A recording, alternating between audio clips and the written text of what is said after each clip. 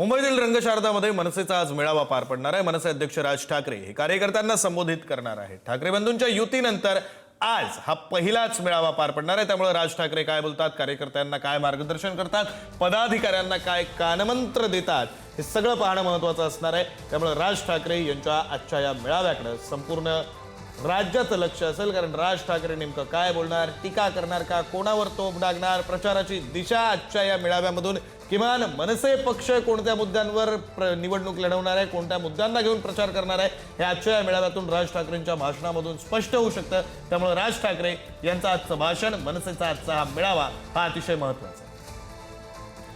आपले प्रतिनिधी श्रेयस सावंत आपल्यासोबत जोडले गेलेले आहेत, अधिकचे तपशील ते देतील। श्रेयस।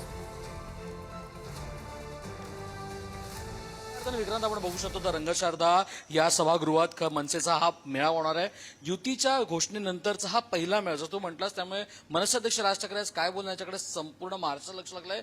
एकंदर पाहिलं गेलं तर बाकी पक्षांनी खऱ्या अर्थाने एबी फॉर्म वाटायला सुरुवात केली आहे, मात्र अजूनपर्यंत कुठलाही एबी फॉर्म हा मनसेनी वाटलेला नाहीये। त्यामुळे कुठे ना कुठे आज या पदाधिकाऱ्यांना किंवा उमेदवारांची घोषणा सुद्धा याच मेळाव्यात होते का, त्याकडे सगळ्यांचं लक्ष लागलंय। मात्र विक्रांत, जर आपण बघितलं गेलं तर अजूनपर्यंत एबी फॉर्म का वाटले नाही गेले, त्यामुळे संभ्रम सुद्धा या सगळ्या पदाधिकाऱ्यांच्या मनात निर्माण झालाय।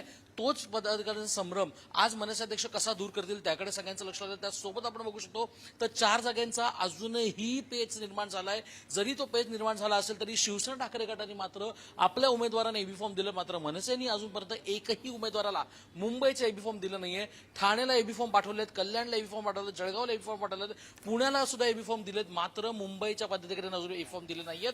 त्यामुळे कुठे ना कुठे संभ्रम मात्र या सगळ्या पदाधिकाऱ्यांच्या मनात आहे। त्यामुळे आज रंगशारदामध्ये या सगळ्या उमेदवारांची घोषणा होते का, आणि घोषणा झाल्यानंतर एबी फॉर्म इथेच दिला जातोय का, हा सगळ्यात मोठा प्रश्न आता उद्भवतोय। रंगशारदाचा मेळावा अत्यंत महत्त्वाचं कारणच आहे, कारण युतीच्या घोषणेनंतर आज मनसे अध्यक्ष राज ठाकरे काय बोलतात त्याकडे आता सगळ्यांचं लक्ष लागलेलं आहे। विक्रांत, बरं, धन्यवाद श्रेयस दिलेल्या या सगळ्या सविस्तर माहितीसाठी।